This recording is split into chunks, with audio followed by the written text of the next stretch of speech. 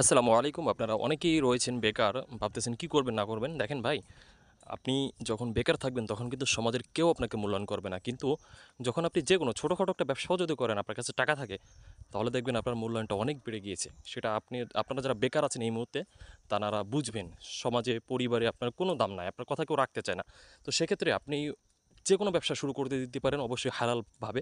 তো এই যে আপনারা দেখতে পারতেছেন নারকেলের শলার ব্যবসাটা কিন্তু চমৎকার একটি ব্যবসা। এই ব্যবসাটি অনেকভাবে করা যায়। আপনি আমার কাছ থেকে পাইকারি নিয়ে পাইকারি বিক্রি করে দিতে পারেন, অথবা পাইকারি আপনি কিনে নিয়ে আপনি ছোট একটা কারখানা দিয়ে আপনি কিন্তু মহিলাদেরকে দিয়ে ঝাড়ু তৈরি করে আপনি বিক্রি করতে পারেন। আপনার শহরে যদি আপনি খোঁজ নেন, দেখবেন একটা শ শলার ঝাড়ু ৭০ থেকে ৳১০০, ৳১২০ পর্যন্ত আসে। এটা এলাকা ভিত্তি, এলাকা ভেদে।